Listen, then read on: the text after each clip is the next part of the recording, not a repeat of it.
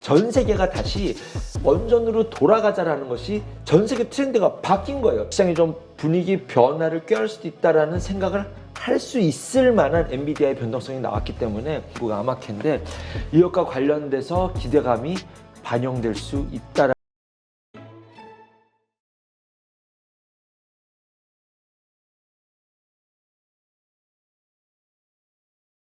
지금 챗GPT 네. 개발 이후 네. 그다음에 AI 반도체로 이어지고 하여튼 이 AI 열풍이 계속 불어오면서 관련된 주들이 계속 올랐는데 네.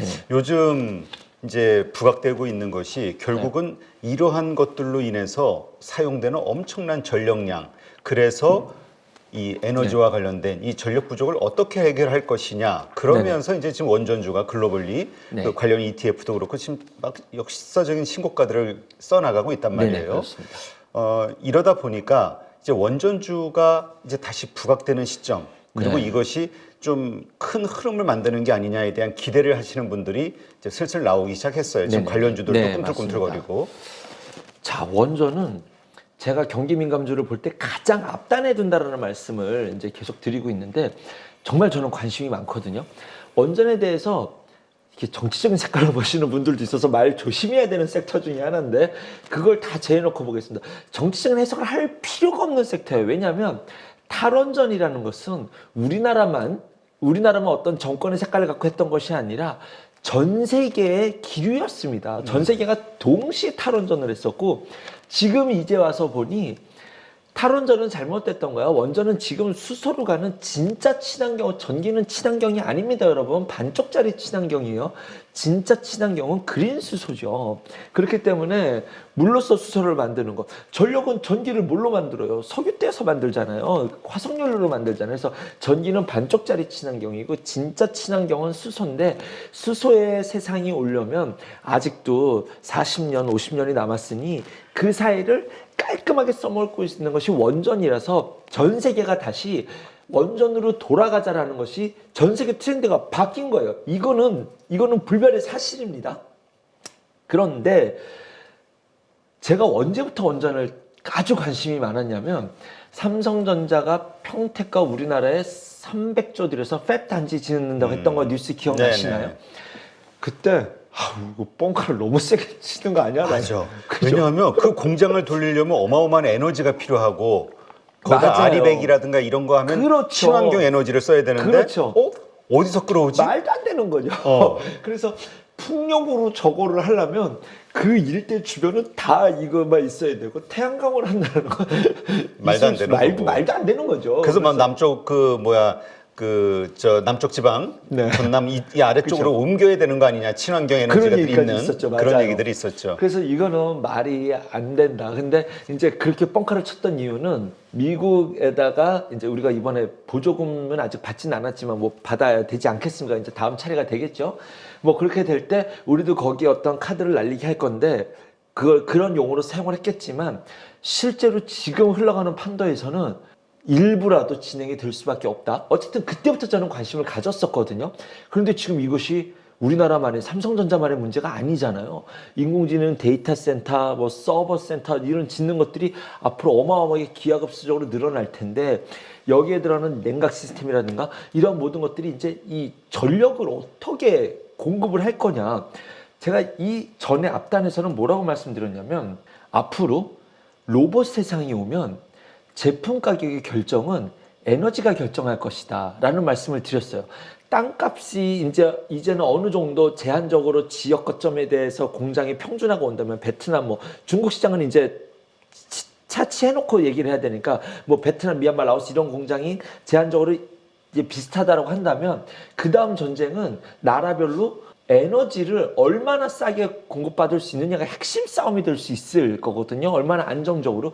그것이 제품 가격을 결정하게 될 텐데 그 안에서 원전이라는 것은 매우 중요한 역할을 할 수밖에 없다라는 생각을 가져봅니다. 여기에 이제 오늘 오른 것은 AI 업계에서 이 데이터 센터 에너지 소비량을 해결하기 위해서 원자력 발전의 규제를 더 완화해 달라. 뭐 이런 이야기가 나왔는데 실제로 이번 주 15일인가 이번 주에 15일에 어떤 일정이 잡혀 있냐면 원전 정책 지속 가능성 확보 방안 수립을 위한 모임이 있어요. 이거에 대한 이제 회의 자구책 모임이 있기 때문에 저는 사실 이번에 주간 일정을 이제 월요일 아침에 체크하고 주말에 체크하고 오지 않습니까?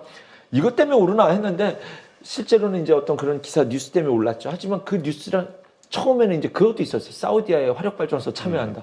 1,500억 때문에 두산 엘러비티 오른다?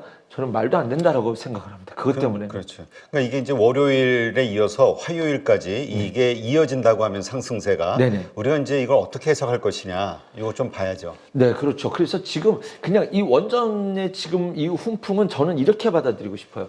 이 앞으로 전력 수급은 굉장히 중요한 이슈다. 그런 이야기는 시장에 계속 화두가 던져졌었는데 제가 꾸준히 지켜봤었는데 주가가 반응을 안 하는 거예요. 그래서 아직 멀었나 보다.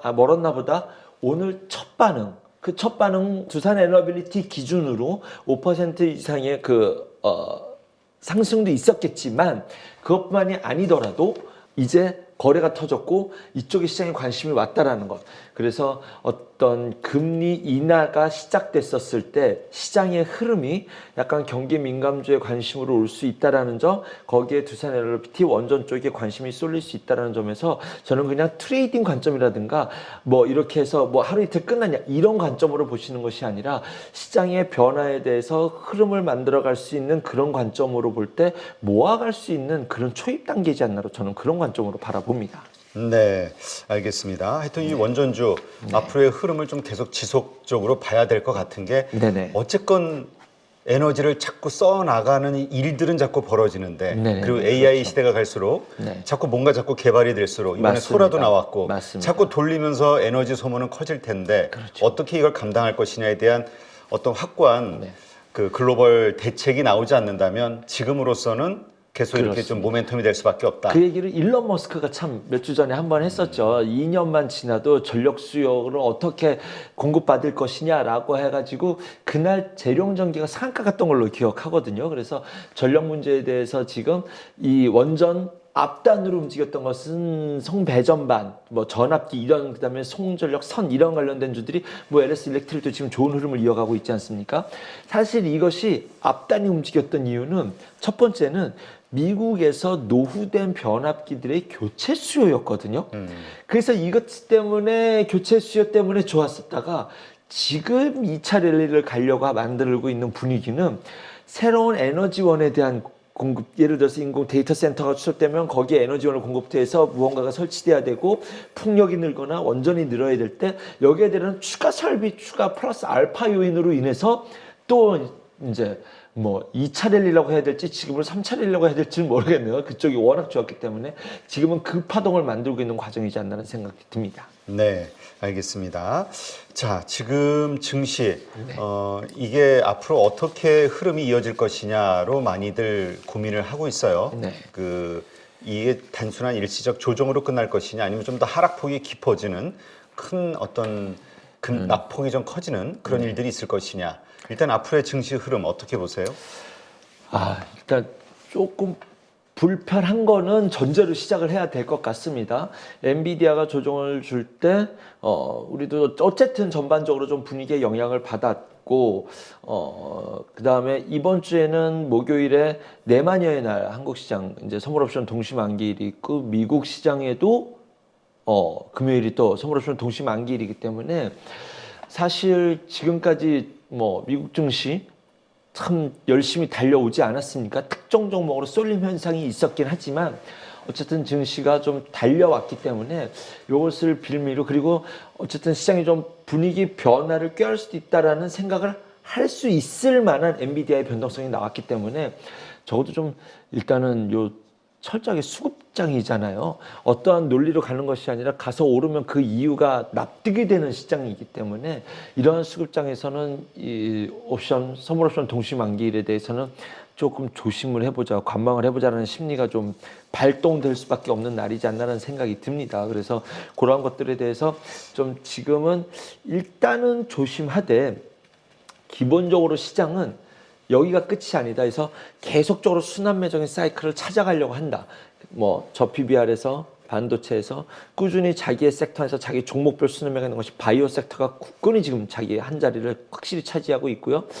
2차 전지는 전고체라는 키워드가 확 튀어나오면서 거기에 이제 2차 전지 섹터 내에서 전고체가 그 테마 수남의 한 자리를 꽉 차고 있고요. 그 다음에 전통적인 경기 민감주들, 뭐 조선과 원전주들이 고개를 좀 들고 다음 차례에서 수남의 때는 나도 한 자리를 차지할까 이런 시그널이 좀 뜨고 있는, 그래서 어떤 이런 그 두더지 게임을 올라오고 하잖아요. 그 올라옴의 눈치 게임 영역에 있는 시장이지 않나라는 생각이 들어서 지금 저는 이제 필드에 있는 사람이니까 제가 느끼는 시황은 지수가 오르고 떨어지거나 이거 관심 있는 사람 아무도 없어요. 그리고 계좌별 고객 성향별 편차가 굉장히 큰 좀 시장입니다. 그리고 실제로 나쁘지 않은데도 개인적인 탄식이 굉장히 큰, 주변 사람들 보면 지금 시장을 어때? 그러면 솔직히 지수 나쁘지 않잖아요. 기회 여기저기 많았잖아요. 하지만 어때? 요즘 매매 어때? 요즘 계좌 수익 어때? 그러면 주로 탄식이 주로 나오는 그런 시장이지 않나라는 생각이 듭니다. 이 속도가 워낙 빠르기도 하고 분산해서 놨다가 이제 하나 오르고 하나 빠지면 계좌가 올라가는 속도가 쫓아갈 수 없고, 이거 한번 매매가 엇박자가 나면 틀림없이 내가 좋게 본 종목은 시장에서 올라가고 있는 것 같은데 내가 시장을 잘 보고 있는 것 대비해서 계좌가 받쳐주는 속도가 안 따라준다는 것이 시장에 참여하고 있어 열정적으로 하고 있는 분들의 좀 공통적인 느낌이지 않나라는 생각이 듭니다. 그래서 지금은 이 트레이딩 장세, 그 업종별 테마별 수남매장은 적어도 계속 이어질 수 있을 것 같다는 생각을 전제로 봅니다. 네, 알겠습니다. 네. 자, 지금 이번 주 네. 그 목요일이죠. 내마녀의 날. 네. 또 이게 있어요. 그래서 미국 이렇게 좀 흔들리다 보니까 네.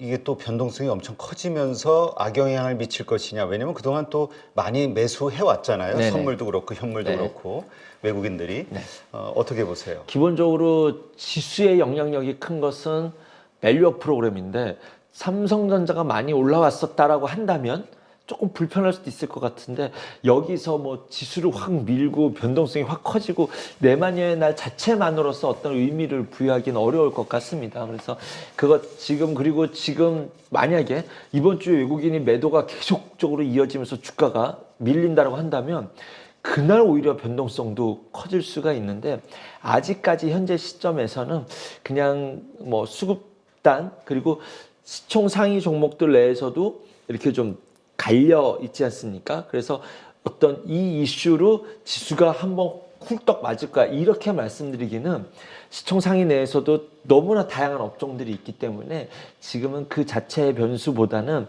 그것을 기다리는 이유로 시장이 그냥 쉬어가는 명분 정도로는 아직은 좀 해석해 볼 수 있지 않을까, 전망해 볼 수 있지 않을까 생각이 드네요. 네, 알겠습니다. 네. 자, 그다음 네. 지금 바이오주들이 심상치 않다 이런 네. 얘기들을 해요. 지금 네네. 3년, 4년 가까이 횟수로 네네. 계속해서 바닥을 기던 조정을 받아왔던 바이오주가 이제 꿈틀거리는데 워낙 이제 바이오주에 당하신 분들이 많아서 지금 맞아요. 이제 무서워서 함부로 못 들어간단 맞습니다. 말이에요. 또 오른 거는 또 이미 많이 올랐고. 네, 맞습니다. 참, 뭘 선택했느냐에 대해서 워낙 편차가 크기 때문에 제가 지난 한 달 전인가요? 바이오에 대해서 조금 이렇게 긴 시간을 갖고 한번 얘기해 드렸던 적이 있었는데 그때 제 논리가 이거였어요. 어쨌든 금리 인하는 시작되니 고금리 있었을 때 가장 불편한 섹터 두 개를 고르라고 한다면 건설과 바이오였다. 근데 어쨌든 올해 금리 인하를 시작하게 된다라고 한다면 그 목을 쥐었던 숨통에서 가장 풀어낼 수 있는 것 중에 하나가 바이오 섹터일 것이고 지금 뭐 이쪽에 대해서 시장이 바라보는 참여자들이 바라보는 것이 안 되지 좋다라는 시각이 없기 때문에 밸류에이션 자체에서 뭐 PER 시적 밸류에이션 이런 것을 말하는 것이 아닙니다. 투심이 반영된 밸류에이션은 굉장히 바닥권에 있다라는 것과 그 다음 드린 말씀이 중요했어요. 그 JP 모건 헬스케어 컨퍼런스에서 무슨 얘기가 나왔냐 하면은 글로벌 빅파마들이 우리는 지금 얼리 스텝에 굉장히 관심이 많다라는 이야기를 반복적으로 얘기를 했었는데 이것이 뭐냐면 임상 1단계에 있는 결과물을 갖고 오라는 이야기를 되게 많이 반복적으로 했다는 뜻이거든요. 그러면 그것이 가장 거기에 수혜를 많이 볼 수 있는 것이 우리나라예요. 우리나라는 삼상까지 가면은 벌써 불안하잖아요. 그렇죠. 불안하잖아요. 그러니까 이상에서 이걸 어떻게든지 넘겨야 되는데 그랬을 때 거기에 기회가 확 생기는 것이 우리나라란 말이죠. 그런데 그리고 나서 이제 알테오젠이 이제 머크와 이제 하나를 터져주면서 그리고 HLB가 뭐 리뷰도 좋게 나오고 있고 5월달에 기대할 수 있는 그 식약처에 대한 승인 여부에 대한 기대감이 계속적으로 반영이 되면서 이러한 것들이 이제 온기가 확산되고 있다라고 좀 보시면 될 것 같습니다. 그래서 사실 바이오는 저는 좀 이렇게 봐요. 기술적으로 대응할 수 있는 나만의 어떤 틀은 갖춰져 있거나 아예 맹신하거나 하지만 그 안에서 대응 전략은 새로운 맹신이 좀 필요하지 않나라는 생각이 좀 들고 어쨌든 이전과 봤었을 때 지금 바이오 섹터를 바라보는 시장 참여자들의 색깔 시각이 완전히 바뀌어가고 있다는 것을 전제로 그런데 대신 변동성이 커요. 변동성이 큽니다. 그것은 염두에 두되 기본적으로 그래서 좀 변동성이 낮은 종목들부터 좀 종목으로 시야를 확산시키는 그 정도 노력은 필요하지 않을까라는 전 생각이 듭니다. 바이오를 사실 테마가 워낙 많잖아요.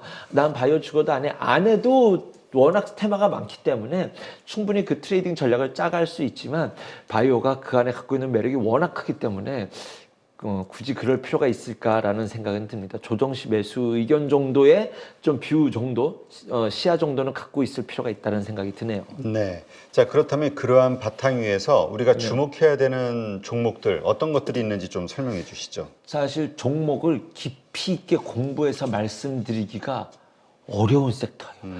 바이오만큼 너무 사랑해서는 안 돼요. 근데 바이오 한 종목 파다 보면 네. 그러니까 바이오는 소설. 완전히 그 맞아요. 대표가 되는 거예요, 내가. 맹신을 해야 교주화해야 교주화해야지 그 수익을 양요를 하는데 쉽지가 않죠. 쉽지가 않죠. 그리고 실제로 그렇게 교주처럼 그걸 아시는 어떤 분이 있거든요. 근데 그 수익을 못 누리시더라고요. 결국 예전에 따따블이 난 적이 있는데 40% 먹고 팔았으면 교주화된 것 치고는 너무 수익이 덜 냈지 않습니까? 그렇기 때문에 그런 것 관련해서는 그냥 오히려 기술적 대응을 대전제로 한 시나리오를 공부하는 것이 맞지 않나라는 생각이 듭니다. 제 개인적으로 봤었던 필드에서 느끼는 감정을 말씀드릴게요. 감정? 이렇게 말하면 또 이상한데. 자, 알테온이 터졌죠. 알테오젠. 알테오젠이 이 제형전환 기술로 어딘가에 이것을 라이센싱 아웃을 할 수 있을 것이다. 기술 이전할 수 있을 것이다라는 것은 사실 2년 전부터 알고 있었어요.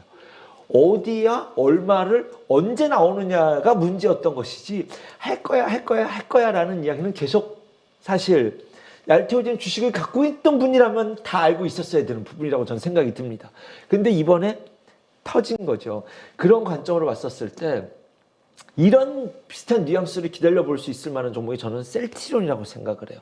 셀트리온이 지금 합병의 단계가 좀 남아있지 않습니까? 합병의 과정 속에서 지금 기다리고 삼성전자 좀 비슷해요. 삼성전자 비슷합니다. 하지만 수급의 탄력을 셀트리온 헬스케어를 셀트리온이 가져갔기 때문에 좀 묵직한 모습은 있습니다만 앞으로 그 바이오시밀러 쪽에서 앞으로 한 계단씩 나아갈 수 있는 것이 한 계단이 나아가면 하나가 더 들어오면 캐파가 계속 커지는 거잖아요. 그렇기 때문에 이것이 지금 오랫동안 주가는 머물러 있지만 그 사이에 회사는 꾸준히 좋아지고 있었거든요.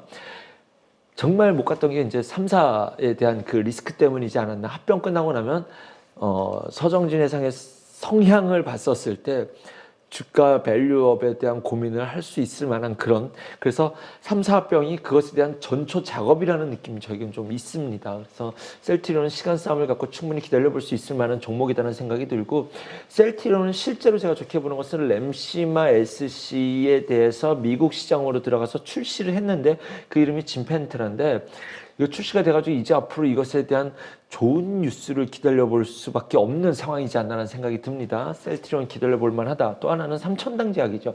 삼천당제약 갖고 계신 분들은 다 알아요. 보고 계신 분들은 다 알아요. 안 보고 계신 분들은 모르죠. 그 아일리아라고 하는 것이 특허가 내년에 만료가 되는데 그것에 대해서 글로벌 기업들이 뭐 한 8개 정도, 이거 알테오젠도 이거 이제 그 바이오시밀러 참여한다고 하거든요. 그래서 알테오젠까지 하면 9개 기업이 이제 바이오시밀러에 대해서 싸움을 하고 있는데 삼천전자약이 그 중에 한 자리를 갖고 있다라는 거예요. 근데 실제로 아일리아는 누가 선점으로 들어가느냐라는 미묘한 자존심 싸움인지, 그리고 실제로 선점하는 것이 시장 파급력은 굉장히 크지 않습니까? 그래서 선점을 누가 하느냐 이것 때문에 실제로 뭐 셀트리온과 이제 삼성바이오와 이렇게 좀 주가가 이 뉴스 때문에 막 변동성을 키워갔던 적이 있습니다. 하지만 지금 시장에서는 뭐라고 얘기를 하냐면, 시장에서 이거 뭐 전문가 입장이 아닙니다.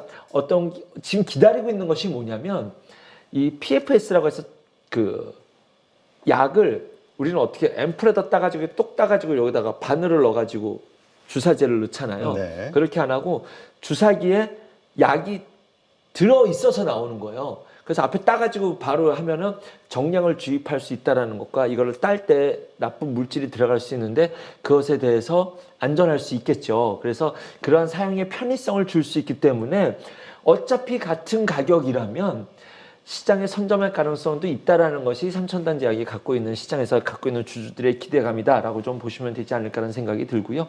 지금 3월 달에 나올 수 있을 만한 기대가 될 수 있던 것이, 첫 번째는 HLB에 대한 리뷰, 중간 보고, 이러한 것들에 대한 기대감이 있었는데, 이거 말고 또 하나 있는 것이, 지금 증권사에서 말하는 뉴스로는 비알코올성 지방간염 치료제가 지금 전 세계에 없습니다.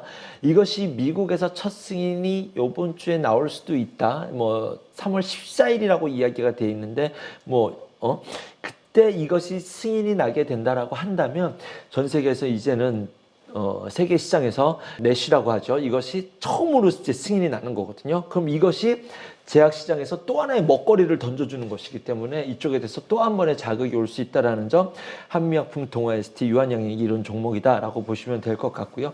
아까 말씀드린 것처럼 임상 1상 초입 단계에 관심이 많다라고 그랬잖아요. 이런 것들을 보여주는 아마케가 4월에 예정되어 있지 않습니까? AICR, 미국 아마케인데, 이것과 관련돼서 기대감이 반영될 수 있다라는 점까지. 그럼 여기 어떤 기업들이 가느냐? 일단은 뭐 결정된 것이 뭐 한독, Y바이오로직스, 유한양행, 레고캠, ST큐브, 파로스 아이바이오, 이런 종목들, 그다음에 뭐 추가적으로 뭐 더 있겠죠. 그래서 그런 종목들을 체크해서 나의 타이밍에 노림수를 던져볼 수도 있지 않을까. 아직 기회는 있다. 바이오가 좋으면 다 좋다, 이거 아닙니다. 종목별 수렴매가 일어나기 때문에 굳이 쫓아가지 마시고 나의 타이밍을 기다려 볼 수 있는 전략으로서는 손색이 없는 섹터가 되지 않을까 생각이 듭니다. 네, 알겠습니다. 하여튼 이러한 것들 잘 참고하셔서 이번 주 투자 전략 잘 세워보시기 바랍니다. 수고하신 함정남 차장님, 고맙습니다. 감사합니다.